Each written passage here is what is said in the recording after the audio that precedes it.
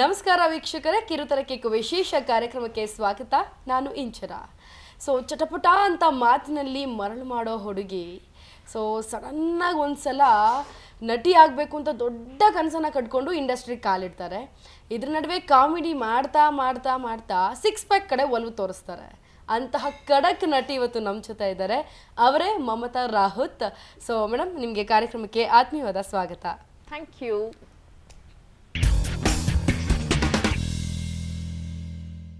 Yes ma'am, ನಿಮ್ಮನ್ನ ಪಂಚಭಾಷಾ ನಟಿ ಅಂತಾನೆ ಕರೀತಾರೆ. ಕನ್ನಡ, ತಮಿಳು, ತೆಲುಗಲ್ಲೆಲ್ಲ ಮಾಡಿ ಬಂದಿದ್ದೀರಾ. ಎಷ್ಟು ಹೆಮ್ಮೆ ಇದೆ ನಿಮಗೆ? ಆ್ಯಕ್ಚುಲಿ ನನಗೆ ಹೆಮ್ಮೆ ಅಂತ ಅನ್ಕೊಳ್ಳೋಕ್ಕಿಂತ ಹೆಚ್ಚಾಗಿ ನಂಗೆ ಅವಕಾಶ ಕೊಟ್ರಲ್ಲ, ಸೊ ಅದು ದೊಡ್ಡ ವಿಚಾರ. ಅಂದರೆ ಈಗ ತುಂಬ ಈಸಿ ಸಿನಿಮಾಗಳು ಸಿಗೋದು. ಒಂದು ಸಿನಿಮಾ ಇಲ್ಲಿ ಮಾಡಿದ್ರೆ ಎಲ್ಲೋ ಇನ್ನೊಂದ್ರಲ್ಲಿ ದೊಡ್ಡ ಸಿನಿಮಾ, ದೊಡ್ಡ ಕೋ ಸ್ಟಾರ್ ಜೊತೆ ಮಾಡೋದೆಲ್ಲ ಆ ಥರ ಅವಕಾಶ ಸಿಗುತ್ತೆ. ಬಟ್ ನಾನು ಜರ್ನಿ ಸ್ಟಾರ್ಟ್ ಮಾಡಿದಾಗ ಇತ್ತಲ್ಲ, ಆಗ ಸಖತ್ ಕಷ್ಟ. ಆ ಕಷ್ಟದಲ್ಲಿ ನಾವು ಬೇರೆ ಬೇರೆ ಭಾಷೆಗಳಲ್ಲಿ ಸಿನಿಮಾ ಮಾಡಿದ್ವಿ ಅಂತಂದ್ರೆ ಅದೊಂದು ಸ್ವಲ್ಪ ನಮಗೆ ಪ್ರೌಡ್ ಮೂಮೆಂಟ್. ಹೌದು, ಖಂಡಿತ. ಅಂದರೆ ನಿಮಗೆ ಮಾಡೋವಾಗ ಕೆಲವೊಂದ್ಸಲ ಆ ಥರ ಪ್ರೋಗ್ರಾಮ್ಗಳನ್ನ ನಡೆಸ್ಕೊಡೋವಾಗ ಅಥವಾ ಸಿನಿಮಾದಲ್ಲಿ ಆ್ಯಕ್ಟ್ ಮಾಡೋವಾಗ ನಿಮ್ಗೆ ತುಂಬ ಸಪೋರ್ಟಾಗಿ ನಿಂತಿದ್ಯಾರು?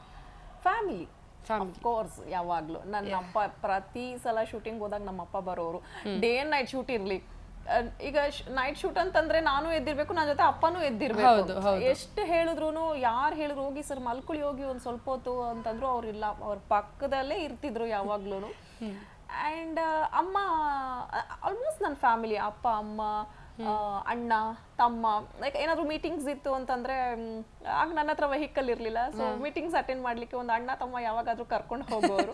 ಸೊ ಹಾಗೆ ಆಗ ಅವ್ರು ಸಪೋರ್ಟ್ ಮಾಡ್ತಿದ್ರು. ಲೈಕ್ ಈಗ ನನ್ನ ಹಸ್ಬೆಂಡ್ ಸಪೋರ್ಟಿವ್ ಆಗಿದ್ದಾರೆ. ಬಟ್ ನೀವು ಸ್ಟಾರ್ಟಿಂಗ್ ಅಲ್ಲಿ ಸಿನಿಮಾ ಇಂಡಸ್ಟ್ರಿಗೆ ಬಂದಾಗ ಯಾವ ರೀತಿಯಾಗಿ ನೀವು ಇಂಡಸ್ಟ್ರಿಗೆ ಕಾಲಿಟ್ರಿ, ಹೇಗೆಲ್ಲ ನೀವು ಫೇಸ್ ಮಾಡಿದ್ರಿ? ಅಂದ್ರೆ ನಾನು ಇಂಡಸ್ಟ್ರಿಗೆ ಆಕ್ಟರ್ ಆಗಕ್ ಮುಂಚೆ ನಾನು ನಿರೂಪಕಿ. ಟಿವಿ ಚಾನೆಲ್ಸ್, ಕೇಬಲ್ ಚಾನೆಲ್ಸ್ ಗಳಲ್ಲಿ ನನ್ನ ಜರ್ನಿ ಶುರು ಮಾಡಿದ್ದು. ಐ ಥಿಂಕ್ ಚಾನಲ್ ಹೆಸರು ಹೇಳ್ಬೋದೋ ಹೇಳ್ಬಾರ್ದು, ಇಲ್ಲ, ಖಾಸಗಿ ಚಾನೆಲ್ಸ್ ಅಂತಂದ್ರೆ ಓಕೆ, ಆ ಥರ ಬಹಳಷ್ಟು ಕೇಬಲ್ ಚಾನೆಲ್ಸ್ ಅಲ್ಲಿ ನನ್ನ ಜರ್ನಿ ಸ್ಟಾರ್ಟ್ ಮಾಡಿದೆ. ಆಮೇಲೆ ಸ್ಯಾಟಲೈಟ್ ಅಲ್ಲಿ ಮಾಡಿದೆ. ಆದ್ಮೇಲೆ ನನಗೆ ಕೆಲವೊಂದು ನನ್ನ ತಮ್ಮನ್ಗೆ ಆಡಿಷನ್ಗೆ ಅಂತ ಕರ್ಕೊಂಡು ಹೋಗಿದೆ ಮಕ್ಕಳ ಸಿನಿಮಾಗೆ. ಅವ್ನ್ ಸೆಲೆಕ್ಟ್ ಆಗಿಲ್ಲ, ಪರವಾಗಿ ನಾನ್ ಸೆಲೆಕ್ಟ್ ಆಗ. ನೀವು ಆಡಿಷನ್ ಕೊಟ್ರ ಅಲ್ಲಿ? ಇಲ್ಲ, ಮತ್ತೆ ನಾನು ಅವನನ್ನ ಕರ್ಕೊಂಡು ಹೋಗಿದ್ದಷ್ಟೇ. ಅವನ್ಗೆ ಲೈಕ್ ಕ್ಯಾಮ್ರಾ, ಜನಗಳು, ಮೇಕಪ್ ಅದೆಲ್ಲ ನೋಡ್ಬಿಟ್ಟು ಶಿವರ್ ಶುರು ಆಗೋಯ್ತು, ಜ್ವರ ಬಂದ್ಬಿಡ್ತು ಅವನ್ಗೆ. ಆಮೇಲೆ ನಾನು ಇವ್ ಕರ್ಕೊಬಂದೆ, ನಾನು ಇವ್ ನೋಡ್ರಿ ಹಿಂಗಾಗೋಯ್ತಲ್ಲಪ್ಪ ಅಂತ ಯೋಚನೆ ಮಾಡ್ಬೇಕಂತ. ಆಗ ಡೈರೆಕ್ಟರ್ ಕೇಳಿದ್ರು, ex minister BT Lalitha Naik ಅವ್ರ ಮಗ ನಮ್ಮ ಸಿನಿಮಾನಲ್ಲಿ, ಅದು ಮಕ್ಕಳ ಸಿನಿಮಾನೇ, ನಮ್ಮ ಸಿನಿಮಾನಲ್ಲಿ ಒಂದು ಹೀರೋಯಿನ್ ರೋಲ್ ಇದೆ, ನೀವು ಮಾಡ್ತೀರಾ ಅಂತ. ನಮ್ಮ ಪಾಪ ಮೊದಲೇ ಆರ್ಥೋಡಾಕ್ಸ್, ತುಂಬಾ ಆರ್ಥೋಡಾಕ್ಸ್ ಫ್ಯಾಮಿಲಿ ಆಗ ನಮ್ದು. ಇವ್ರೇನಪ್ಪ ನನ್ನನ್ನು ಹೀರೋಯಿನ್ ಆಗಿ ಅಂತ ಕೇಳ್ತಾ ಇದ್ದಾರೆ. ಫಸ್ಟ್ ಆಫ್ ಆಲ್ ನಾವು ಆ ರೇಂಜಲ್ಲಿ ಇದೀವ ಅಂತ ಅನ್ಕೊಂಡ, ನಾನು ಆ ರೇಂಜಲ್ಲಿ ಇದೀನ. ಈಗ ನಂಗೆ ಅಷ್ಟೆಲ್ಲ ಬ್ಯೂಟಿ ಕಾನ್ಶಿಯಸ್ ಎಲ್ಲ ಅದು ಏನೂ ಇರ್ಲಿಲ್ಲ. ನನ್ನನ್ನು ಹೀರೋಯಿನ್ ಅಂತಿದಾರಲ್ಲಪ್ಪ, ಇವ್ರು ಕೇಳೋದೇನೋ ಕೇಳ್ಬಿಟ್ರು. ನನಗೆ ಒಂದು ಮನ್ಸಲ್ಲಿ ಒಂದು ಆಸೆ ಏನೋ ಚಿಗರ್ ಬಿಡ್ತು. ಆದ್ರೆ ನಮ್ಮ ಅಪ್ಪಂದು ವಿಚಾರ ಕೇಳ್ಬೇಕಲ್ಲ, ಅವರು ಒಪ್ಪೋದಿಲ್ಲ ಸರ್, ನಮ್ಮ ಅಪ್ಪ ಕನ್ಫರ್ಮ್ ಒಪ್ಪೋದಿಲ್ಲ ಸರ್, ಸುಮ್ನೆ ಇಲ್ಲ ಸರ್ ಮಾಡಕ್ ಆಗಲ್ಲ ಅಂತ. ನೀವು ಹೋಗ್ಲಿ ಒಂದ್ಸಲ ನಿಮ್ಮ ಅಪ್ಪನ್ ಕೇಳಿ ಡೈರೆಕ್ಟ್ ಆಗಿ ಹೇಳಿದ್ರಿ? ಅಂದ್ರೆ ಅಪ್ಪ ಕೇಳ್ಬೇಕು ಆತರ ಏನು ಹೇಳಿಲ್ಲ? ಹೌದು, ನನ್ನ ತಮ್ಮನ್ನ. ಆದ್ರೆ ನೀವು ಕಾನ್ಫಿಡೆನ್ಸ್ ಆಗಿದ್ರಿ, ಅಪ್ಪನ ಹತ್ರ ಹೋದ್ರೆ ಅದು ಆಗಲ್ಲ ಅಂತ ಹೇಳೇ ಹೇಳ್ತಾರೆ. ಒಪ್ಕೊಳ್ಳೋದೇ ಇಲ್ಲ ಸರ್, ಇಲ್ಲ ಹೇಳಿದ್ದೆ ನಾನು ಕೂಡ. ಅವರು ನಿಮ್ಮ ಅಪ್ಪನ ಒಂದ್ಸಲ ಕೇಳಿ ಅಂತ ಅಂದ್ರು. ನಾನು ಮನೆಗೆ ಬಂದ್ಮೇಲೆ ಆಡಿಷನ್ ಏನೇನಾಯ್ತು ಅಂತ ಹೇಳ್ಬೇಕಲ್ವಾ, ಅದು ಹೇಳ್ದಾಗ ಅವ್ರು ನನ್ಗೆ ಈ ತರ ಕೇಳಿದ್ರಪ್ಪ ಅಂತಂದೆ. ನೀನ್ ಮಾಡ್ತೀಯ ಅಂತ ಕೇಳಿದ್ರು ಅಂತ. ಆಗ ನಾವಪ್ಪ ತುಂಬಾ ಏನೋ ತಮಾಷೆ ಮಾಡ್ತಿದ್ರೆ ಅಂತ ತುಂಬಾ ಕ್ಯಾಶುವಲ್ ಹಾಕೊಂಡು ಸುಮ್ಮನೆ ಬಿಟ್ಬಿಟ್ರು. ಬಟ್ ಮತ್ತೆ ಅವ್ರೊಂದ್ಸಲ ಫೋನ್ ಮಾಡಿದ್ರು, ಕೇಳಿದ್ರ ನಿಮ್ ಪಪ್ಪನ್ಗೆ ಅಂತ. ಇವ್ರು ಸೀರಿಯಸ್ ಆಗಿದಾರಲ್ಲ ಅಂದಾಗ ನಾ ಅಪ್ಪಂಗೆ ಹೇಳ್ದೆ, ಮತ್ತೆ ಫೋನ್ ಮಾಡಿದ್ರು ಅಂತ.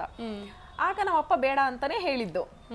ಅದಾದ್ಮೇಲೆ ಏನಾಯ್ತು, ನಾವು ಫ್ಯಾಮಿಲಿ ಎಲ್ಲ ಅಮ್ಮನ್ ರಿಲೇಟಿವ್ ಮನೆಗೆ ಒಬ್ರು ಮನೆಗೆ ಹೋದ್ವಿ. They are like husband wife, ತುಂಬಾ ಬ್ರಾಡ್ ಮೈಂಡೆಡ್, ಶಾಂತ ಆಂಟಿ ಅಂತ. ಅಂಡ್ ಅವ್ರಿಗಿಲ್ಲ. ಅವ್ರ ಮನೆಗೆಲ್ಲ ಹೋದಾಗ ಅವ್ರು ಹೇಳಿದ್ರು, ಏನ್ ಮಾಡ್ತಿದ್ಯಾ ಏನು ಅಂತೆಲ್ಲ ಜನರಲಿ ಕೇಳ್ತಾರಲ್ಲ. ಕೇಳಿದಾಗ ನಾನು ಹೇಳ್ದೆ, ಟಿವಿ ಚಾನಲ್ ಅಲ್ಲಿ ಆಂಕರಿಂಗ್ ಮಾಡ್ತಾ ಇದೀನಿ, ಲಾಸ್ಟ್ ವೀಕ್ ಅಷ್ಟೇ ಆಂಟಿ ಇದೇ ಏರಿಯಾಗೆ ಬಂದಿದೆ, ಅಲ್ಲಿ BT ಲಲಿತಾನೆ ಹಾಕಿದಾರಲ್ಲ ಅವ್ರ ಮನೆಗೆ ಆಡಿಷನ್ಗೆ ಬಂದಿದ್ವಿ ಅಂತ ಅಂದೆ. ಆಮೇಲೆ ಈ ತರ ನನ್ಗೆ ಸಿನಿಮಾನಲ್ಲಿ ಹೀರೋಯಿನ್ ಆಗಿ ಕೇಳಿದ್ರು ಅವರು. ನಮ್ಮಪ್ಪ ಬೇಡ ಅಂದ್ರು ಅಂತ. ಆಗ ಅವರು, ಯಾಕೆ ಬೇಡ ಅಂತೀರಾ, ನಮ್ಮ ಅಂದ್ರೆ ನಮ್ಮ ಫ್ಯಾಮಿಲಿಯಲ್ಲಿ ಡಾಕ್ಟರ್ಸ್ ಇದಾರೆ, ಇಂಜಿನಿಯರ್ಸ್ ಇದಾರೆ, ಎಲ್ಲರೂ ಇದ್ದಾರೆ, ಆರ್ಟಿಸ್ಟ್ ಯಾರು ಇಲ್ವಲ್ಲ, ಒಂದು ಟ್ರೈ ಮಾಡಿ, ಒಂದ್ ಸಿನಿಮಾ ಮಾಡಿ, ನಿಮ್ಗೆ ಇಷ್ಟ ಆದ್ರೆ ಫ್ಯೂಚರ್ ಅಲ್ಲಿ ಮಾಡಿ, ಇಲ್ಲ ಅಂದ್ರೆ ನಿಲ್ಸ್ಬಿಡಿ, ಬಂದಿರೋ ಅವಕಾಶ ಯಾಕೆ ಬೇಡ ಅಂತೀರಾ ಅಂತ ಅವ್ರು ಹೇಳಿದಷ್ಟೇ. ಆಗ ನಾವಪ್ಪ ಒಪ್ಕೊಂಡ್ರು. ಅಲ್ಲಿಂದ ನನ್ನ ಜರ್ನಿ ಶುರು ಆಗಿದ್ದು. ಬಟ್ ಆಕ್ಟಿಂಗ್ ಏನೋ ಮಾಡೋದು ಮಾಡ್ಬಿಟ್ಟೆ ನನ್ನ ಮಗೊಂದು. ಒಂದ್ ಸಿನಿಮಾ ಮಾಡಿದೆ, ಆ ಸಿನಿಮಾ ಮಾಡಿದ್ಮೇಲೆ ಎಲ್ಲರೂ ಕೇಳೋರು ನಿನ್ ಸಿನಿಮಾ ಯಾವಾಗ ರಿಲೀಸು, ನಿನ್ ಸಿನಿಮಾ ಯಾವಾಗ ರಿಲೀಸು ಅಂತ. ಆ ಸಿನಿಮಾ ರಿಲೀಸ್ ಆಗ್ಲೇ ಇಲ್ಲ. ಅದು ಡಿಲೇ ಆಯ್ತು ಸಿನಿಮಾ ರಿಲೀಸ್ ಆಗ್ಲಿಕ್ಕೆ. ಅದು ಈಗ ಏನಕ್ಕೆ ರಿಲೀಸ್ ಆಗ್ತಿಲ್ಲ ಅಂತ ಕೇಳಕ್ ನನ್ಗೂ ಆಗಲ್ಲ. ನನ್ನ ಹಸ್ಬೆಂಡ್ ಅವ್ರ ಅಣ್ಣ ವಾಸಣ್ಣ ಕಾಶಿಗೆ ಹೋಗೋಣ ಅಂತಂದಾಗ ನಾನು ಬರ್ತೀನಿ ಅಂತಂದೆ. ನಾನು ನನ್ನ ಜೊತೆ ಅಪ್ಪ ಅಮ್ಮ ಎಲ್ಲರನ್ನು ಅವ್ರನ್ನೂ ಕರ್ಕೊಂಡು ಹೋಗ್ಬೇಕು ನನ್ಗೆ ಅನ್ನೋದು ಆಸೆ ಆಯ್ತು. ಬಟ್ ಎಲ್ರು ಬೈದ್ರು, ಮದ್ವೆನೇ ಆಗಿಲ್ಲ, ನೀನೇನ್ ಕಾಶಿಗೆ ಹೋಗ್ತಾ ಇದ್ದೆ, ನಿಮ್ಮ ಅಪ್ಪ ಅಮ್ಮಗೂ ಹೋಗೋದು ಓಕೆ, ನಿನ್ಗೇನು ಮದ್ವೆ ಆಗದೆ ಕಾಶಿಗೆ ಹೋಗೋದು ಅಂತಂದ್ರು. ನಂಗೆ ಯಾರು ಏನಂದಂಗ ಅದೇನ್ ದೇವ್ರನ್ನ ನೋಡಕ್ಕೆ ಕಾಶಿ ಆದ್ರೆ ಏನು, ವೈಕುಂಠ ಆದ್ರೇನು, ದೇವ್ರನ್ನ ನೋಡ್ಬೇಕು ಅಷ್ಟೇ. ಆ ಒಂದು ಮನಸ್ಥಿತಿ ಇಟ್ಕೊಂಡು ಹೋಗಿದ್ದು. ನನ್ನ ಹಸ್ಬೆಂಡು, ಅವ್ರ ಅಣ್ಣ, ಅವ್ರ ಫ್ರೆಂಡು ಎಲ್ರು ಒಂದಷ್ಟು ಜನ, ಇಲ್ಲಿಂದ ನಾನು ಅಪ್ಪ ಅಮ್ಮ ಎಲ್ಲ ಒಟ್ಟಿಗೆ ಹೋದದ್ದು ಕಾಶಿಗೆ. ಅಲ್ಲೇನಾಗೋಯ್ತು, ಅಫ್ಕೋರ್ಸ್ ನಾವೆಲ್ಲ ಹೆಂಗೆ ಅಂದ್ರೆ ಟ್ರೆಡಿಷನಲ್ ಆಗಿ ದೇವಸ್ಥಾನ ಅಂತಂದ್ರೆ ಸೀರೆ ಉಟ್ಕೊಂಡು ಆತರ ಹೋಗ್ತೀವಲ್ಲ. ಹಾಗೆ ನನ್ನ ಹಸ್ಬೆಂಡ್ ಹೆಂಗೆ ಅಂದ್ರೆ ಅವ್ರ ಮಂಗಳೂರು ಕಲ್ಚರಲ್ಲಿ ಅವರು ಪಂಚೆ ಶರ್ಟು ಶಲ್ಯ ಹಾಕೊಂಡು ಬರ್ತಾರೆ. ಅದು ಹೆಂಗಾಗೋಯ್ತು, ಅವ್ರ ಪಂಚೆಗೆ ನನ್ನ ಸೀರೆಗೆ ಅದು ನ್ಯೂಲಿ ಮ್ಯಾರಿಡ್ ಅನ್ನೋ ತರ ಕಾಣಿಸ್ಬಿಟ್ಟಿದೆ ಎಲ್ಲರಿಗೂ. ದೇವಸ್ಥಾನಕ್ಕೆ ಹೋದಾಗ ಅದು ಬೈ ಚಾನ್ಸ್ ಬೈ ಮಿಸ್ಟೇಕ್ ಏನ್ ಹೇಳಕ್ಕಂತ ಗೊತ್ತಾಗ್ಲಿಲ್ಲ. ಇಬ್ರು ಒಟ್ಟಿಗೆನೆ ಹಿಂಗ್ ದೇವ್ರಿಗೆ ಕೈ ಕಾಲ್ಗೆ ನಮಸ್ಕಾರ ಮಾಡದ್ವಲ್ಲ, ಅವ್ರ ಅರ್ಚಕರಿಗೆ ಏನ್ ಅನ್ಸ್ತೋ ಏನೋ ಗೊತ್ತಿಲ್ಲ, ದೀರ್ಘ ಸುಮಂಗಲಿ ಭವ ಅಂತ ಹೇಳ್ಬಿಟ್ರು ಅಂತ ಆಶೀರ್ವಾದ ಮಾಡಿದ್ರು. ಅವ್ರ ಹಂಗ ಆಶೀರ್ವಾದ ಮಾಡಿದಾಗ ಹಿಂಗಿರೋರು ನಾವಿಬ್ರು ಫಸ್ಟ್ ಹಿಂಗ್ ಲುಕ್ ನೋಡ್ಕೊಂಡ್ರೆ, ಇಲ್ಲಿ ನಮ್ಮ ಅಪ್ಪ ಅಮ್ಮ ಅವ್ರಿಬ್ರು ಹಿಂಗ್ ಲುಕ್ ನೋಡ್ಕೊಳ್ತಾ ಇದ್ರು. ಅದೊಂಥರ ಸಿನಿಮಾಟಿಕ್ ಆಗೇ ಇತ್ತು ಅದು. ಸರಿ, ಏನೋ ಪಾಪ ಅವ್ರಿಗೆ ಗೊತ್ತಿಲ್ದಿರೋ ಏನೋ ಹೇಳಿದ್ದಾರೆ, ಅದು ಓಕೆ. ಇನ್ನೊಂದ್ ದೇವಸ್ಥಾನಕ್ಕೆ ಹೋದಾಗ್ಲೂ ಹಾಗೆ ಅಂದ್ಬಿಡೋದ. ಅಲ್ಲಿಂದ ಕಾಲಭೈರವನ್ನ ದೇವಸ್ಥಾನಕ್ಕೆ ಬಂದಾಗ ಅವ್ರು ನಮ್ ಇಬ್ರನ್ನು ಬಗ್ಗಿಸ್ಬಿಟ್ಟು ಬೆನ್ ಮೇಲೆ ಹಿಂಗ್ ತಟ್ ಕಳ್ಸಿ ಹಂಗೆ ಕಳ್ಸಿದ್ರಲ್ಲ. ಓಕೆ, ನಾನು ಆಗ ಅನ್ಕೊಂಡೆ ಲೈಕ್ ಕಾಶಿಗೆ ಎಲ್ಲಾದ್ರೂ ನಾವು ಯಾವ್ದಾದ್ರು ಒಂದು ಪ್ಲೇಸ್ಗೆ ಹೋದ್ರೆ ಅದಕ್ಕೊಂದು ಹಿನ್ನೆಲೆ ಇರುತ್ತೆ, ಅಂದ್ರೆ ಏನೋ ಒಂದು ರೀಸನ್ ಇದ್ರೇನೆ ನಾವು ಹೋಗಕ್ಕಾಗೋದು. ಬಹುಶಃ ನಾವು ಕಾಶಿಗೆ ಬಂದಿರೋದು ಅಂದ್ರೆ ನನಗೆ ಇಲ್ಲಿ ಇಂಡೈರೆಕ್ಟ್ ಆಗಿ ದೇವ್ರು ಇದೇ ಹುಡುಗ ನಿನ್ ಮದುವೆ ಆಗ್ಬೇಕು ಅಂತ ಕಳ್ಸಿದ್ದಾನೇನೋ ಅಂತ. ಬಟ್ ಅದೇ ಒಪಿನಿಯನ್ ನನ್ನ ಹಸ್ಬೆಂಡ್ಗೂ ಬಂತು. ಯಾಕೆ ಅಂದ್ರೆ ಎರಡ್ ಕಡೆನೂ ಯಾಕೆ ಈ ತರ ಆಯ್ತು, ಸಮಥಿಂಗ್ ಇಸ್ ದೇರ್ ಅಂತ ಅನ್ಸ್ತು ಅವ್ರಿಗೂ. ಅದಾದ್ಮೇಲೆ ನಾವು ಇಬ್ರು ಮಾತಾಡ್ಕೊಂಡಿದ್ದುಂಟು, ಈ ತರ ಆಯ್ತಲ್ವಾ, ನಿಮ್ಗೇನ್ ಬೇಜಾರಿಲ್ಲ ತಾನೇ, ಅದು ಆದ್ರೆ ನಂಗೇನ್ ಇಲ್ಲಪ್ಪ, ಏನೋ ಸಮಥಿಂಗ್ ಇರ್ಬೇಕು ಅಂತ ಅನ್ಸುತ್ತೆ, ಅದಕ್ಕೆ ಆಯ್ತು ಅಂತ. ಅಲ್ಲಿಂದ ಬಂದ್ಮೇಲೆ ಒಂದು ಸ್ವಲ್ಪ ದಿನಕ್ಕೇನೆ ಅಷ್ಟೇ ಎಂಗೇಜ್ಮೆಂಟ್ ಆಯಿತು. ಆ ಎಂಗೇಜ್ಮೆಂಟ್ ಆಗಿ ಒಂದು 3 ತಿಂಗಳಲ್ಲಿ ಮದುವೆ ಆಗೋಯ್ತು. So everything is happened. ಯಾವುದು ಲೈಫಲ್ಲಿ ಸಿನಿಮಾಗೆ ಬರಬೇಕು ಅಂತಲೂ ಪ್ಲ್ಯಾನ್ ಮಾಡಲಿಲ್ಲ, ಅದರ್ ಲ್ಯಾಂಗ್ವೇಜಸಲ್ಲಿ ನಾನು ಮಾಡ್ತೀನಿ ಅಂತಲೂ ಪ್ಲ್ಯಾನ್ ಮಾಡ್ಕೊಂಡಿಲ್ಲ, ಆ್ಯಂಡ್ ನಾನು ಹೀರೋಯಿನ್ ಆಗ್ತೀನಿ ಅಂತಲೂ ಅನ್ಕೊಂಡಿಲ್ಲ. ಆ್ಯಂಡ್ ಈ ಥರ ಮದುವೆ ಅನ್ನೋದು ಚಕ್ಕ ಅಂತ ಆಗ್ಬಿಟ್ಟು ಈ ಥರದೊಂದು ಬ್ಯೂಟಿಫುಲ್ ಲೈಫ್ ಸಿಗುತ್ತೆ ಅಂತ ಕೂಡ ಅನ್ಕೊಂಡಿಲ್ಲ. ಲೈಕ್ ಎವ್ರಿಥಿಂಗ್ ದೇವ್ರು ಕೊಟ್ಟಿದ್ದು ಅಷ್ಟೇ. ಅಂದ್ರೆ ಅಲ್ಲಿ ವರ ಕೊಟ್ಬಿಟ್ರಲ್ಲ. ಬಟ್ ನಾನು ಇನ್ನೂ ಕಂಪ್ಲೀಟೇ ಮಾಡಿಲ್ಲ ಕ್ವಶನ್. ಲವ್ ಸ್ಟೋರಿ ಯಾವ ಲವ್ ಸ್ಟೋರಿ ಅಂತ ಆ ರಿಯಾಕ್ಷನ್ ಕೊಟ್ರಲ್ಲ. ಅಲ್ಲ, ಫಸ್ಟ್ ಆಫ್ ಆಲ್ ಇಷ್ಟು ವರ್ಷ ಇಂಡಸ್ಟ್ರಿಯಲ್ಲಿ ಕೆಲಸ ಮಾಡ್ಬಿಟ್ಟು ಲವ್ ಸ್ಟೋರಿ ಅಂತ ಅಂದ್ಬಿಟ್ರಲ್ಲ. ಯಾವ ಲವ್ ಸ್ಟೋರಿ ಇವ್ರಿಗೆ ಗೊತ್ತಾಗಿದೆ ಏನು ಅಂತ. ಒಂದ್ ವೇಳೆ ಇಲ್ಲ ಅಂದ್ರೂ ಓಕೆ, ಅದು ಗೊತ್ತಾಗಿ ನಾನೇನಾದ್ರು ಹೇಳಿದಿದ್ರೆ ನಿಮ್ಗೆ ಹೆಂಗ್ ಗೊತ್ತಾಯ್ತು ಅಂತ ಕ್ವಶನ್ ಮಾಡ್ತೀರಿ, ಇಲ್ಲ ಅದಕ್ಕೆ ಆನ್ಸರ್ ಕೊಡ್ತಾ ಇದ್ರ? ಅಯ್ಯೋ, ಯಾವ್ದು ಲವ್ ಸ್ಟೋರಿ ಇಲ್ಲ ಅಂತಾನೆ. ಒಂದ್ ವೇಳೆ ಊಹೆ ಮಾಡ್ಕೊಳಕ್ಕೇನು. ಓಕೆ, ಹಾಗಿದ್ರೆ ನಿಮ್ಮ ಕಾಲೇಜ್ ಲೈಫ್ ಹೇಗಿತ್ತು, ಹೇಗೆಲ್ಲ ಬಂದ್ರಿ, ಎಷ್ಟೆಲ್ಲ ಕಾಲ್ ಎಳಿತಾ ಇದೆ ನಿಮ್ಮ ಕಾಲೇಜ್ ಲೈಫ್ ಅಲ್ಲಿ? ಆತರ ಎಲ್ಲ ಕಾಲ್ ಎಳಿಯೋ ಇದೆಲ್ಲ ಸ್ಟೂಡೆಂಟ್ಸ್ಗೆ ರ್ಯಾಗಿಂಗ್ ಮಾಡೋವಂಥದ್ದು ಆತರ ಇಲ್ಲ. ನಮ್ಮ ಸ್ಟೂಡೆಂಟ್ಸ್ ಅಂದ್ರೆ ನಾನು ಓದಿದ್ದು ಕೇಳಬೇಕು ನೀವು. ನಾನು ಓದಿದ್ದು ಗೌರ್ಮೆಂಟ್ ಕಾರ್ಪೊರೇಷನ್ ಸ್ಕೂಲ್ ಇದೆಯಲ್ಲ, 8th ಇಂದ till PU ನಾನು ಅಲ್ಲೇ ಕಂಪ್ಲೀಟ್ ಮಾಡಿದ್ದು. ಅಂಡ್ ಅಲ್ಲೆಲ್ಲ ಎಲೆಕ್ಷನ್ಸ್ ಆಗ್ತಾ ಇತ್ತು ಕಾಲೇಜಲ್ಲಿ. ಸೊ ಎಲೆಕ್ಷನ್ ಅಲ್ಲಿ ನಾವು ಏನೋ ಪಾರ್ಟಿಸಿಪೇಟ್ ಮಾಡಿ ನಾನು ಕೂಡ ಸೆಕ್ರೆಟರಿ ಆಗಿದ್ದೆ. ಸೊ ಹಾಗಾಗಿ ಯಾರು ಬೇರೆಯವ್ರು ಯಾರು ರ್ಯಾಂಕ್ ಮಾಡ್ದಿಲ್ದಿರೋ ಹಾಗೆ ಇಡೀ ಕಾಲೇಜ್ ನ ನೋಡ್ಕೊಳ್ತಿದ್ದವಳು ನಾವು ಹುಡುಗಿರೇ ಯಾರು ರ್ಯಾಂಕ್ ಮಾಡ್ತೀವಿ ಅದು ಚಾನ್ಸೇ ಇರ್ಲಿಲ್ಲ. ಅಂದ್ರೆ ಪಕ್ಕದಲ್ಲೇನೆ ಇವರು ಸುರೇಶ್ ಕುಮಾರ್ ಅವ್ರದ್ದು ಮನೆ ಇತ್ತು. ಆಗ ಯಾರಾದ್ರೂ ಒಂದು ಬೀಟ್ಗೆ ಯಾರಾದ್ರೂ ಬಂತು ಅಂತಂದ್ರೆ ನಾನು ಇಮ್ಮಿಡಿಯೇಟ್ ಅವನು ಹೇಳ್ಕೊಂಡು ಹೋಗ್ಬಿಟ್ಟು ಸುರೇಶ್ ಸರ್ ಅವ್ರ ಮನೆ ಹತ್ರ ಹೋಗ್ಬಿಡೋದು. ಸರ್ ಇವನು ಈ ತರ ಎಲ್ಲ ನಮ್ಮ ಕಾಲೇಜ್ ಹೋಗ್ಬಿಡ್ತಿದ್ರ, ಪಕ್ಕದಲ್ಲೇ ಇತ್ತು ಅವ್ರದ್ದು ಕಾಲೇಜ್ದು. ಇವ್ರು ಈ ತರ ಎಲ್ಲ ಮಾಡ್ತಿದ್ದಾರೆ ಸರ್ ಅಂತ. ಒಂಥರ ನಾನು ಹೆಂಗಂದ್ರೆ ರೌಡಿ ತರ ಇದ್ದೆ ಕಾಲೇಜಲ್ಲಿ. ಅಂದ್ರೆ ಹೊರಗಡೆ ಅಷ್ಟೇ, ಮನೆಗ್ ಬಂದ್ರೆ ಇಲ್ಲಿ ಏಕೆ ನಮ್ಮಪ್ಪ ಹುಲಿ ಮನೆಯಲ್ಲಿ.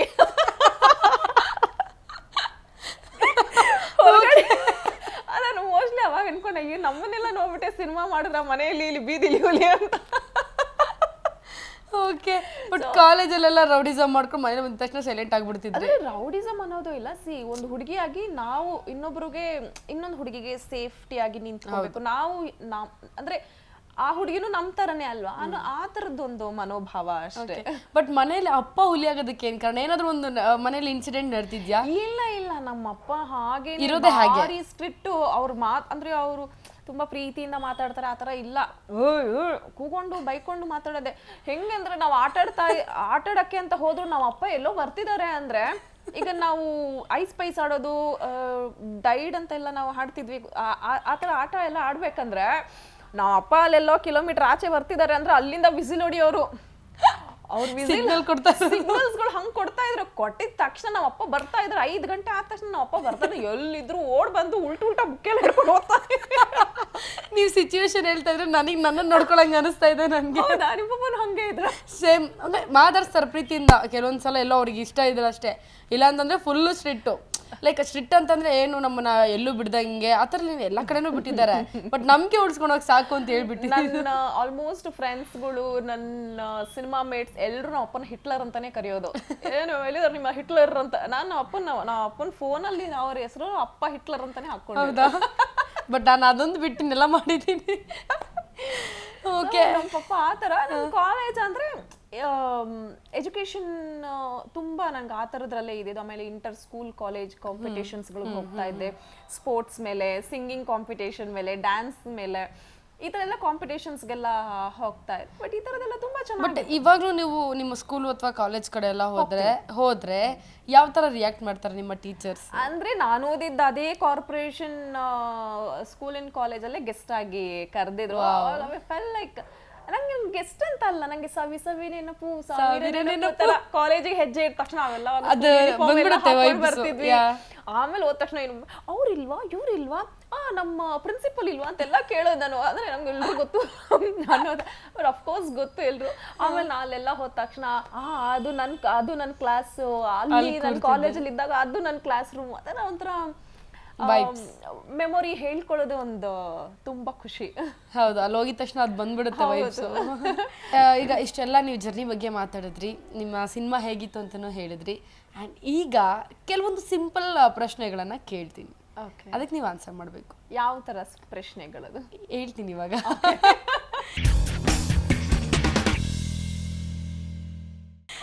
ಮೊದಲನೇ ಪ್ರಶ್ನೆ, ನಿಮ್ಮ ಹಸ್ಬೆಂಡು ಮೊದಲು ಮದುವೆಗಿಂತ ಮುಂಚೆ ಅಥವಾ ಮದುವೆ ಆದಾಗ ಒಂದು ಸ್ಟಾರ್ಟಿಂಗ್ ಒಂದು 2 months 3 months ಅಲ್ಲಿ ಸಿಡಕ್ ಮೂತಿ ಸಿದ್ದಪ್ಪ ಆಗಿದ್ರಾ? ಅಲ್ಲ, ನಾನು ಅವ್ರನ್ನ ಅಯ್ಯೋ ರಾಮ ಅವ್ರು ನನ್ನ ಫೋನಲ್ಲಿ ಇವತ್ತಿಗೂ ಲೈಕ್ ನಾನು ತೋರಿಸೋದು ನೋಡಿ. ಅವ್ರ ಹೆಸರೇನಿದೆ? ಸಿಡಕ್ಮೂತಿ ಸಿದ್ದಪ್ಪ, ಮೈ ಡಾಕ್ಟರ್. ಅವ್ರ ಹೆಸರು ಇವತ್ತು ಹಾಗೇನೆ. ಯಾಕಂದ್ರೆ ಇದು ಮದ್ವೆಗ್ ಮುಂಚೆ ನಾನು ಅವ್ರನ್ನ ಕರಿತಾ ಇದ್ದಿದ್ದೆ. ಯಾಕಂದ್ರೆ ನಾನು ಅವ್ರ ಅಣ್ಣನ್ ಮಾತಾಡ್ಸ್ಲಿಕ್ಕೆ ಅಂತೆಲ್ಲ ಬರ್ಬೇಕಂದ್ರೆಲ್ಲ ಅವ್ರು ಇರೋದು. ಅವ್ರು ಹೆಂಗಂದ್ರೆ ಯಾರು ಬಂದ್ರೆ ಸಾಕು, ಅವ್ರು ರಪ್ಪ ರೂಮ್ಗೆ ಹೋಗ್ಬಿಟ್ಟು ಬಾಗ್ಲ ಹಾಕೊಂಡ್ಬಿಡೋದು, ಮಾತೇ ಹೇಳಲ್ಲ. ನಾನು ಇಷ್ಟು ಮಾತಾಡ್ತೀನಲ್ಲ, ಇಷ್ಟು ಕೂಡ ಅವ್ರ ಜೀವಮಾನದಲ್ಲೂ ಮಾತಾಡಿರಲ್ಲ. ಅಷ್ಟು ನಾನ್ ಮಾತಾಡ್ತೀನಿ, ಅವ್ರ ಅಷ್ಟೇ ಸೈಲೆಂಟ್. ಯಾವಾಗ ಮುಖ ಗಂಟ ಕೋಡ್ ಕುತ್ಕೊಳ್ಳೋದು, ನಗದೇ ಇಲ್ಲ. ಅದಕ್ಕೆ ಅವತ್ತಿಟ್ಟಿದ ಹೆಸರು ಅದು ಸಿಡಕ್ ಮೂತಿ ಸಿದ್ದಪ್ಪ ಅಂತ. ಇವತ್ತಿನವರ್ಗುನು ಹಾಗೆ ಅದು ಹೋಗ್ತಾ ಇದೆ. ಓಕೆ, ಹಾಗಿದ್ರೆ ನಿಮಗೆ ಮೊದಲು ಕಾಲೇಜ್ ಟೈಮ್ ಆಗಿರ್ಬೋದು ಪ್ರಪೋಸ್ ಮಾಡಿದವ್ರು ಯಾರು ನೆನ್ಪಿದಾರ? ಇರ್ಲೇಬೇಕು ನೆನಪು. ಅಷ್ಟೆಲ್ಲ ನೆನಪೆಲ್ಲ ಇಲ್ಲ, ಯಾಕಂದ್ರೆ ಅಪ್ಪ ಬಿಟ್ಟು ಬರೋರು, ಅಣ್ಣ ಕರ್ಕೊಂಡ್ ಬರ್ತಿದ್ದ. ಸೊ ಅವ್ರಿಗೇನೆ ಧೈರ್ಯ ಇರ್ಲಿಲ್ಲ ಪ್ರಪೋಸ್ ಮಾಡಕ್ಕೆ. ಅವಕಾಶನೇ ಕೊಟ್ಟಿಲ್ಲ ನೀವು. ನಾನ್ ಕೊಡೋದಲ್ಲ, ನಮ್ಮ ಅಪ್ಪ ನಮ್ಮ ಅಣ್ಣ ಕೊಟ್ಟಿಲ್ಲ ಅವಕಾಶ. ಓಕೆ, ನಿಮ್ಮ ಲೈಫಲ್ಲಿ ಕಹಿ ಘಟನೆ ಅದನ್ನ ನಾನು ಮರೆಯೋಕೆ ಆಗಲ್ಲ ಅಂತಂದ್ರೆ ಯಾವ್ದು? ಬೆಜ್ಜಾನಿದೆ. ತೀರಾ ಪರ್ಸನಲ್ ಆಗಿ ನಿಮ್ಗೆ ಆಗಿರುವಂತ. ನನ್ನ ಪ್ರೆಗ್ನೆನ್ಸಿ ಟೈಮಲ್ಲಿ ಕೆಲವೊಂದು ಘಟನೆಗಳು ನಡೆದಿದ್ದು. ಬಟ್ ಅದನ್ನ ನಾನು ಮರಿಬೇಕು ಅಂತ ಮರೆತು ಬಿಟ್ಟಿದ್ದೀನಿ. ಅದನ್ನ ಥಿಂಕ್ ಮಾಡ್ಬೇಕು ಅಂತ ಅನ್ಕೊಳ್ತಿಲ್ಲ. ಬಟ್ ಇದೆ ಇದೆ. ಓಕೆ, ಸದ್ಯ ಯಾವೆಲ್ಲ ಪ್ರಾಜೆಕ್ಟಿಗೆ ನೀವು ಕೈ ಹಾಕಿದ್ದೀರಾ? ಹೇಗೆ ನಡೀತಾ ಇದೆ ನಿಮ್ಮ ಬಿಸ್ನೆಸ್ ಎಲ್ಲ? ಬಿಸ್ನೆಸ್ಸು ಸಿನಿಮಾ ಬಿಟ್ಟು ನಮ್ದು ಸಾಫ್ಟ್ವೇರ್ ಕಂಪನೀಸ್ ಇದೆ. ಸೊ ಆ ಬಿಸ್ನೆಸ್ ಒಳ್ಳೇದಾಗಿ ನಡೀತಾ ಇದೆ. ಆ್ಯಂಡ್ ಸಿನಿಮಾ ಅಂತ ಬಂದರೆ ಈಗ ಒಂದು ವರ್ಷದ ತನಕ ಸಿನಿಮಾನ ನಾನು ಸ್ವಲ್ಪ ಕ್ವಿಟ್ ಮಾಡ್ತಾ ಇದ್ದೀನಿ. ಬಿಕಾಸ್ ಮಗು ತುಂಬ ಚಿಕ್ಕದು. ಅವನ್ ಹೆಂಗೆ ಅಂತಂದ್ರೆ ಕೈಯೇ ಬಿಡಲ್ಲ, ಯಾವಾಗ್ಲೂ ಎತ್ಕೊಂಡಿರೋ, ಅಂದ್ರೆ ಅವನ ಜೊತೆ ಜಾಸ್ತಿ ನಾನು ಇರ್ಬೇಕು ಅನ್ನೋದು ಅವನ ಆಸೆ ಪಡ್ತಿದ್ದಾನೆ. ಸೊ ಹಾಗಾಗಿ ಅವ್ನ್ ಟಿಲ್ ಒಂದು 7-8 ಮಂತ್ಸ್ ತನಕ ಅವನು ಶೂಟಿಂಗ್ ಕರ್ಕೊಂಡು ಹೋಗ್ತಾ ಇದ್ದೆ, ಅದೆಲ್ಲ ಚೆನ್ನಾಗಿರ್ತಿತ್ತು. ಈಗ ಒಂದ್ ಸ್ವಲ್ಪ ಕಾಲೆಲ್ಲ ಬಂದ್ಮೇಲೆ ಅವ್ನು ಓಡೋದು ಅದು ಇದು ಮಾಡಿದಾಗ ನನ್ಗೆ ಅನ್ಸಿದೆ ಒಂದ್ ವರ್ಷ ನಾನು ಬ್ರೇಕ್ ತಗೊಂಡ್ರೆ ಒಳ್ಳೇದು ಅಂತ. ಸೊ ಈ ಬ್ರೇಕ್ ತಗೊಂಡಿರೋ ಟೈಮಲ್ಲಿ ನಾವು ಪ್ರೊಡಕ್ಷನ್ ಮಾಡ್ತಾ ಇದ್ದೀವಿ ತೆಲುಗು ಸಿನಿಮಾ ಒಂದು, ಅಂದ್ರೆ ಪ್ಯಾನ್ ಇಂಡಿಯಾ ಸಿನಿಮಾನೇ. ಅದು ನೆಕ್ಸ್ಟ್ ಮಂತ್ ಇಂದ ಡಿಸೆಂಬರ್ ಇಂದ ಸ್ಟಾರ್ಟ್ ಮಾಡ್ತೀರಾ? ಓಕೆ. ಇನ್ನೊಂದು, ನಿಮ್ಮ ಹುಬ್ಬಿ ರೊಮ್ಯಾಂಟಿಕಾ ಇಲ್ಲ ನೀವ್ ರೊಮ್ಯಾಂಟಿಕಾ?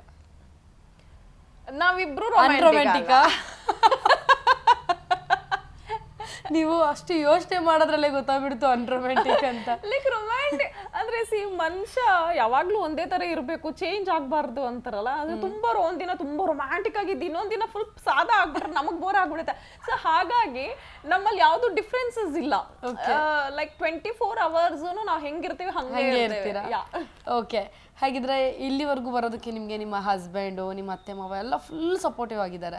ಸೊ ಎಷ್ಟು ಹೆಮ್ಮೆ ಅನಿಸ್ತಾ ಇದೆ ನಿಮ್ಗೆ ಇದ್ರ ಬಗ್ಗೆ? ನನ್ನ ಹಸ್ಬೆಂಡ್, ನಾನು ಅವ್ರ ಬಗ್ಗೆ ಹೇಳಲೇಬೇಕು. ಲೈಕ್ ಬೇರೆ ಅವ್ರ ಹಸ್ಬೆಂಡ್ಸ್ ಯಾವ ರೀತಿ ಸಪೋರ್ಟ್ ಮಾಡ್ತಾರೆ ಗೊತ್ತಿಲ್ಲ. ಅಫ್ಕೋರ್ಸ್ ಕೆಲವರು ಸಪೋರ್ಟ್ ಮಾಡ್ತಾರೆ, ಬಟ್ ನನ್ಗೇನೆ ಅನಿಸ್ತು ಸಾಕು ಪ್ರೊಫೆಷನ್ನು ಮಾಡಿದೀನಿ, ಮಗು ಆಯ್ತು, ಆರಾಮಾಗಿ ಮನೇಲಿ ಇರೋಣ ಅಂತ ಅನ್ಕೊಂಡ್ರು ನಮ್ಮ ಮನೆಯವರು ನೀನು ಒಳ್ಳೆ ಟ್ಯಾಲೆಂಟೆಡ್ ಆಕ್ಟ್ರೆಸ್, ನೀನು ವೇಸ್ಟ್ ಮಾಡ್ಕೊಂಬಾರ್ದು, ಒಳ್ಳೆ ಸಿನಿಮಾ ಬಂದ್ರೆ ಮಾಡು ಅಂತ ಆಗ್ಲೂ ಹೇಳಿರೋದು. ಅದೇ ಒಂದು ಮೋಟಿವೇಶನ್ ನನಗೆ ಆಗಿದ್ದು. ಮದುವೆ ಆಗಿ 15 ದಿವಸಕ್ಕೆ ಮುರುಘಾ ಸನ್ ಆಫ್ ಕಾನೂನು ಅಂತ ಸಿನಿಮಾ ಮಾಡಿದೆ. ಅದಾದ್ಮೇಲೆ ನನ್ನ ಪ್ರೆಗ್ನೆನ್ಸಿಲಿ ತಾರಿಣಿ ಸಿನಿಮಾ ಮಾಡಿದೆ. ಇದೆಲ್ಲದಕ್ಕೂ ಅವರೇ ಅವರೇ ಪ್ರೋತ್ಸಾಹ ಕೊಡ್ತಿರು. ಅಂಡ್ ನಾನು ಇದು ಮಾಡಬೇಡ, ಅದು ಮಾಡಬೇಡ, ಈ ಥರದ ಬಟ್ಟೆ ಹಾಕ್ಬೇಡ, ಆ ಥರದ ಬಟ್ಟೆ ಹಾಕ್ಬೇಡ, ಅಲ್ಲಿಗೆ ಹೋಗ್ಬೇಡ, ಇಲ್ಲಿಗೆ ಹೋಗ್ಬೇಡ, ಯಾವತ್ತೂ ಅವ್ರು ನನಗೆ ರೆಸ್ಟ್ರಿಕ್ಟ್ ಮಾಡಿಲ್ಲ. ಏನಾದ್ರೂ ಮಾಡು,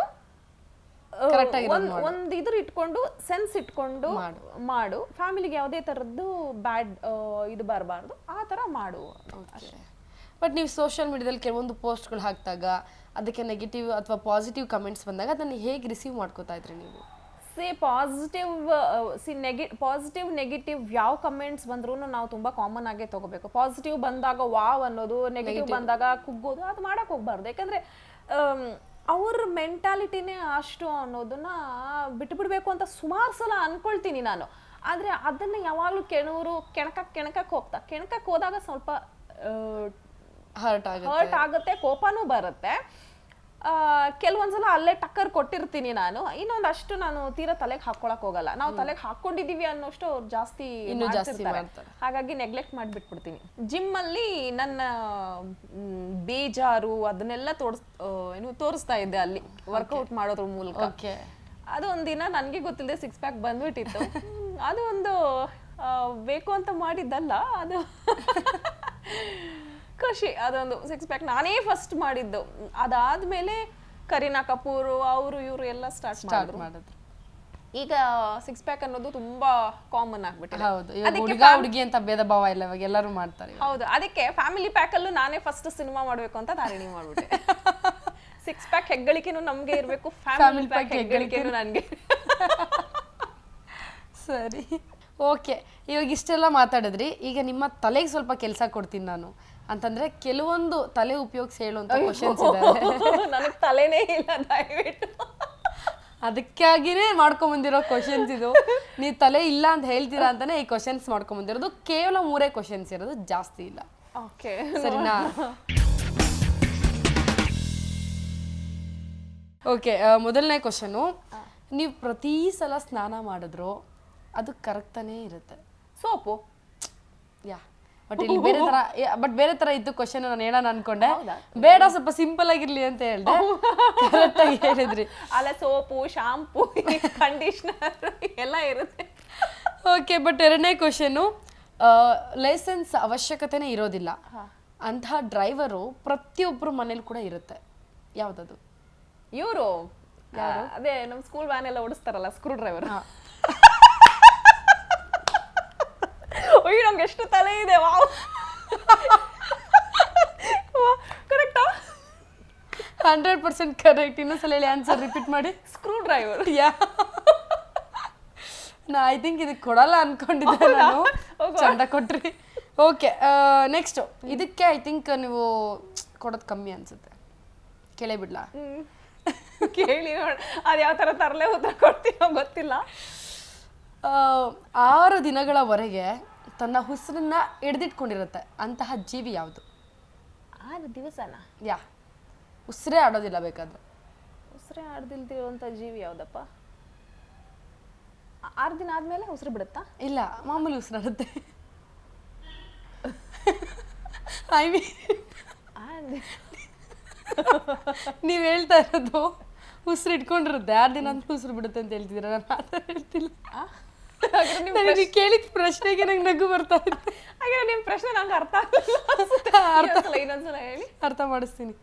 6 ದಿನ ಆದ್ರೂ ಅದು ಉಸಿರಾಡೋದಿಲ್ಲ. ಸೊ ಹಾಗೆ ಬದುಕುತ್ತದು, 6 ದಿನಗಳ ಕಾಲನೂ ಬದುಕುತ್ತದು. ಆಮೇಲೆ ಬೇಕಾದ್ರೆ ಉಸಿರಾಡುತ್ತೆ ಅದಕ್ಕೆ ಇಷ್ಟ ಇದ್ರೆ. ಬಟ್ ಅದು 6 ದಿನದವರೆಗೂ ಅದು ಕಂಟ್ರೋಲ್ ಮಾಡ್ಕೊಳ್ಳುತ್ತೆ ತನ್ನ ಉಸಿರಾಡೋದನ್ನ. ಅಂತಹ ಜೀವಿ ಯಾವುದು? ಆ ಜೀವಿ ಯಾವುದಂತ ನೀವೇ ಹೇಳಿ, ಅದರಿಂದ ನಾವು ಕಲಿಯೋಣ. ಚೇಳು. ಚೇಳು. ಚೇಳ? ಓಕೆ. ಚೇಳಿಗೆ ನೀವು ಉಸಿರಿಲ್ದಿದ್ದು ಆಕ್ಸಿಜನ್ ಇಲ್ದಿದ್ದ ಜಾಗದಲ್ಲಿ ಹಾಕಿದ್ರು 6 ದಿನ ಬದುಕುತ್ತದು. ಈಗ ಪ್ರಶ್ನೆ ಏನು ಅಂತಂದ್ರೆ, ಒಬ್ರು ಅಂಕಲ್ಲು ಡೈಲಿ 3 ಟೈಮ್ಸ್ ಟೀ ಕುಡಿದ್ರೆ ಅವ್ರನ್ನ ನೀವೇನಂತ ಕರಿತೀರಾ? ಅವ್ರಿಗೆ ಏನಂತ ಹೆಸರು ಇಡ್ತೀರಾ? Tea uncle. ಟೀ ಅಂಕಲ್ ಅಂತಂದ್ರೆ ಅಲ್ಲಿ ಹೆಸರು ಬರೋದಿಲ್ಲ ಅಲ್ವಾ?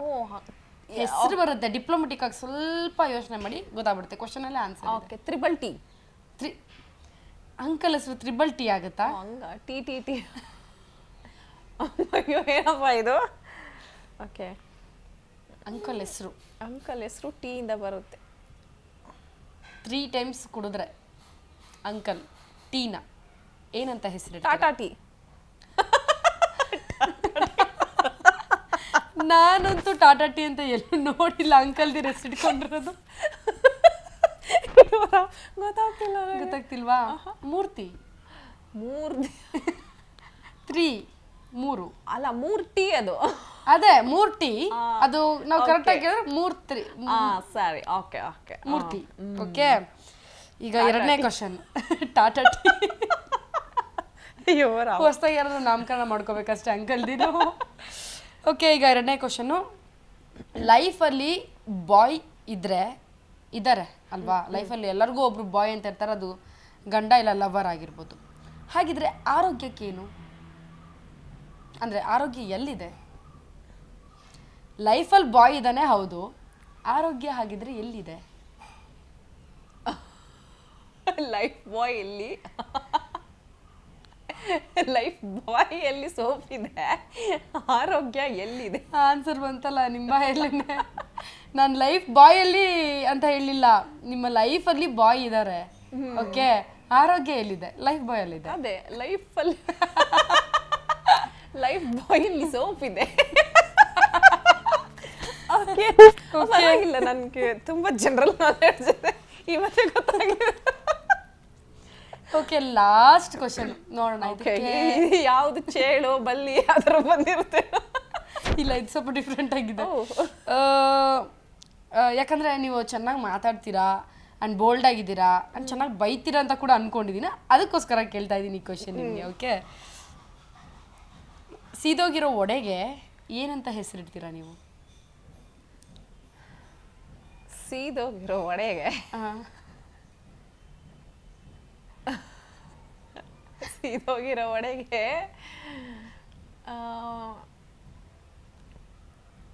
ಸೀದೋಗಿರೋ ಒಡೆಗೆ ಆಲ್ಮೋಸ್ಟ್ ಆಗಿ ಇವಾಗ ಓಕೆ, ಯಾರಾದ್ರೂ ಒಬ್ರು ಭಟ್ರೆ ಆಗಿರ್ಬೋದು, ಭಟ್ರು ಬಿಡಿ ಪರ್ಫೆಕ್ಟ್ ಮಾಡ್ತಾರೆ, ಕಲಿಯಕ್ಕೆ ಬಂದಿರೋರು ಅಂತ ಇಟ್ಕೊಳ್ಳಿ. ಓಕೆ, ಸೊ ಕಲಿಯಕ್ಕೆ ಬಂದಿರೋರು ವಡೆನ ಸಿದಿಸ್ಬಿಡ್ತಾರೆ ಅಂತ ಅನ್ಕೊಳ್ಳಿ. ಸೊ ಅವ್ರಿಗೆ ನೀವೇನಂತ ಸ್ಟಾರ್ಟಿಂಗ್ ಹೋಗಿದ ತಕ್ಷಣ ಬೈತೀರಾ? ಕರಿ ಹೆಗ್ಣ ಇದ್ದಂಗಿದೆ. ನೋ, ನೆಕ್ಸ್ಟ್ ಆನ್ಸರ್ ಕರಿ ಹಂದಿ ಮುಳ್ಳ. ಫಸ್ಟ್ ವರ್ಡೇ ನಿಮ್ಗೆ ಕಾಮನ್ ಆಗಿ ಬಂದ್ಬಿಡುತ್ತೆ. ನಾನು ನನ್ನ ಸ್ಟೈಲಲ್ಲಿ ಬೇರೆ ಥರನೇ ಹೇಳ್ತೀನಿ, ಆದ್ರೆ ಬೇಡ, ಅದು ಕಟ್ ಆಗುತ್ತೆ. ನಾನೇ ಹೇಳ್ಬಿಡ್ಲಾ? ಸೆಡೆ ಅಂತ ಬೈತೀರಾ ಫಸ್ಟ್? ಇಲ್ಲ, ನನಗೆ ವಡೆನ ಸೆಡೆ ತರ ಮಾಡಿದ್ಯಲ್ಲೋ ಅಂತ ಒಂದು ಕಾಮನ್ ಡೈಲಾಗ್. ಸೆಡೆ ಅನ್ನೋದು ಬಾಯಿಗೆ ಬರಲ್ಲ ನನಗೆ.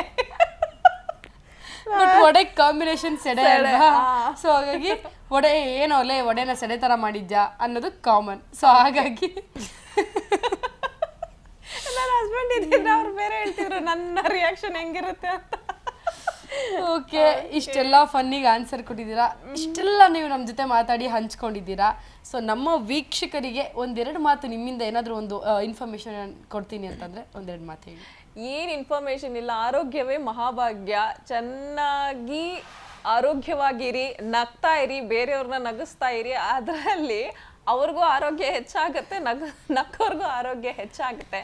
ಹೀಗೆ ನಗ್ಸಕ್ಕೆ ಅಂತ ಆಗಾಗ ನಾವು ಕೂಡ ಬರ್ತಿರ್ತೀವಿ. ನಮ್ಮಂತವ್ರನ್ನ ಹರಸಿ ಆಶೀರ್ವದಿಸಿ ಅಂತ ಕೇಳ್ಕೊತೀನಿ. ಸೊ ಹಾಗಾಗಿ ಇವ್ರು ತುಂಬಾ ನಗ್ತಾ ಇರ್ತಾರೆ, ನೋಡ್ತಾ ಇದ್ದೀರಾ, ಬಂದಾಗ್ಲಿಂದನೂ ನಗ್ತಾನೆ ಇದ್ದಾರೆ. ನಗೋದ್ರಿಂದ ಆರೋಗ್ಯ ಇದೆ. ಹೌದು, ನಗೋದ್ರಿಂದ ಬಹಳಷ್ಟು ಬೆನಿಫಿಟ್ಸ್ ಇದೆ, ನಿಮ್ಗೆ ಅದು ಗೊತ್ತಿಲ್ಲ. ಯಾಕಂದ್ರೆ ಎಷ್ಟು ನಗ್ತಿರ್ತೀವಿ ಅಷ್ಟು ನಮ್ಮ ಸೌಂದರ್ಯ ಹೆಚ್ಚಾಗ್ತಾ ಹೋಗುತ್ತೆ, ಎಷ್ಟು ನಗ್ತಿರ್ತೀವಿ ಆಯಸ್ಸು ಹೆಚ್ಚಾಗ್ತಾ ಹೋಗುತ್ತೆ. ಎಲ್ಲ ಇವ್ರನ್ನ ಫಾಲೋ ಮಾಡಿ, ಯಾವತ್ತಿದ್ರು ಇವ್ರು ಹೇಳಿರೋದನ್ನ ಫಾಲೋ ಮಾಡಿದ್ರೆ ನೀವು ಚೆನ್ನಾಗಿರ್ತೀರಾ ಅಂತ ಆಯ್ತು. And ಆರೋಗ್ಯವಾಗಿರೋದಂತೂ confirm. ಬ್ಯೂಟಿ ಅಂತ ನೋಡಿ, ಸ್ಟ್ರೆಸ್ ಕಡಿಮೆ ಆಗುತ್ತೆ. ನಾವೆಷ್ಟು ನಗ್ನಗ್ತಾ ಇರ್ತೀವಿ ಅದು ನಮಗೂ ಕೂಡ ಸ್ಟ್ರೆಸ್ ಕಡಿಮೆ ಆಗುತ್ತೆ, ನಮ್ಮನ್ನ ನೋಡಿದವ್ರಿಗೆ ಕೂಡ ಅವ್ರದ್ದು ಸ್ಟ್ರೆಸ್ ಕಡಿಮೆ ಆಗೋಗುತ್ತೆ. ಹಾಗಾಗಿ ಮೇಡಮ್ ತುಂಬಾ ನಕ್ಕಿನೇ ಇಷ್ಟು ಸ್ಮಾರ್ಟ್ ಆಗಿ ಚೆನ್ನಾಗಿರೋದು. Thank you so much. ಇಷ್ಟೊತ್ತು ಕೂತು ಮಾತಾಡೋದಕ್ಕಾಗಿ ಥ್ಯಾಂಕ್ ಯು ಸೋ ಮಚ್. ಖುಷಿ ಆಯ್ತು, ನೀವು ಕೂಡ ಒಳ್ಳೊಳ್ಳೆ ಪ್ರಶ್ನೆ ಕೇಳಿದ್ರಿ. ನಂಗೆ ನೀವು ಹೊಸಬ್ರು ಅಂತ ಅನ್ಸ್ಲೇ ಇಲ್ಲ. Felt really happy. ತುಂಬಾ ಖುಷಿ ಆಯ್ತು. ನೀವು ಮತ್ತೆ ನಮ್ಮ ಕ್ಯಾಮ್ರಾಮನ್ ಅವರು ಅಲ್ಲಿಂದ ಬಂದು ಒಂದು ಇಂಟರ್ವ್ಯೂ ಮಾಡಿದ್ದು, ಲೈಕ್ ನನಗೂ ಕೂಡ ಒಂದ್ ಸ್ವಲ್ಪ ರಿಲ್ಯಾಕ್ಸೇಷನ್ ಆಯ್ತು. ಒಂದ್ ಸ್ವಲ್ಪ ತುಂಬಾ ದಿನ ಯಾಯ ತುಂಬಾ ಚೇಳ್ದೆಲ್ಲ ವೆಜ್ ನಗಸ್ಬಿಟ್ಟಿದ್ದೀರ. ಅದೇ ವಡೆ ಹೇಳಿದ್ರಲ್ಲ, ಇನ್ನ ವಡೆ ಒಂದ್ ಸ್ವಲ್ಪ ಸೀರಿಯಸ್ಬಿಟ್ಟು ನಾನು ಶುರು ಮಾಡಿದೆ. Okay, thank you so much. Yes, ಇದಿಷ್ಟು ಇವತ್ತಿನ ಅಪ್ಡೇಟ್ಸ್. ಮತ್ತಷ್ಟು ಅಪ್ಡೇಟ್ಸ್ಗಾಗಿ ನೋಡ್ತಾ ಇರಿ ಜೀ ಕನ್ನಡ ನ್ಯೂಸ್. ಸತ್ಯವೇ ಸುದ್ದಿಯ ಜೀವಾಳ.